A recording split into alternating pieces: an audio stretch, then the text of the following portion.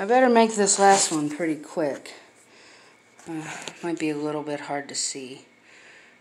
And I don't really have anything to prop this up with. Well, that'll work, I mean. There's a bowl.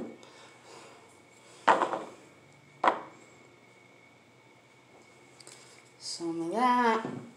I haven't added that yet, I'm just showing you. Ketchup. Both kinds of mustard. This is the best spicy mustard ever.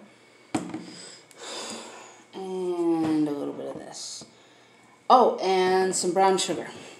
Now, I had forgotten to add any of it to my meatloaf, which I usually do, like maybe a pinch or two, just kind of. But I thought, you know, I added enough of that hickory brown sugar that I just kind of,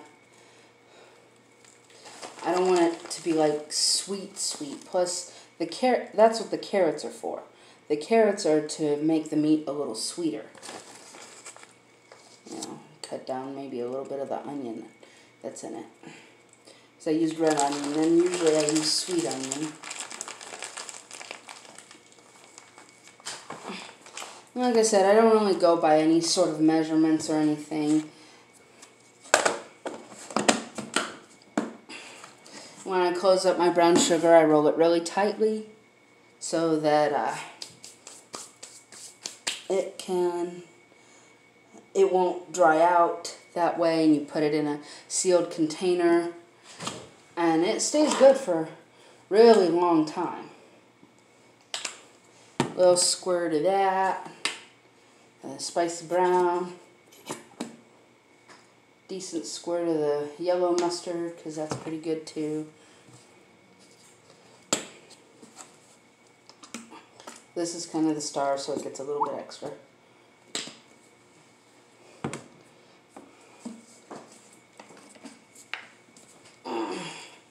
This kind of helps stretch it and gives it a smoky flavor, which I like. Again, sorry for the squapply fart noises. And a splash or two of this. Just real quick, because you don't want it to overpower it. Now this you can taste. And I will taste it to see if I like it. You know, if I like it, chances are it'll be really, really good on the meatloaf. Now, it'll be a little gritty because everything's still a little chilly. But hopefully, it'll act more like a glaze once it's actually on the meatloaf.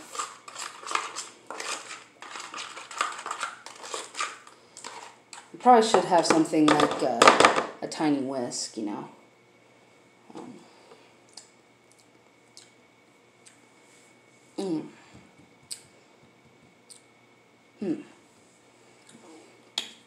Needs more ketchup, I think. Just a bit more.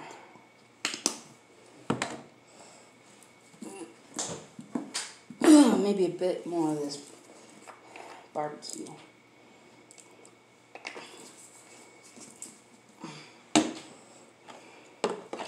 Otherwise, pretty good.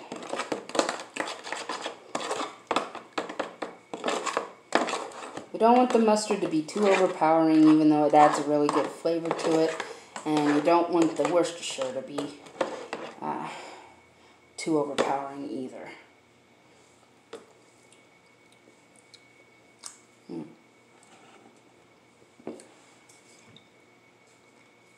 Yeah, I think that's got it.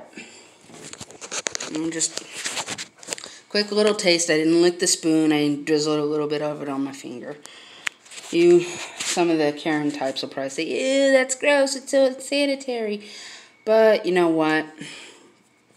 When this glaze goes on the hot meatloaf that's cooking at 375 degrees, and it goes back in for about 20 minutes, whatever germs will be killed. So that should satisfy even the worst germaphobes.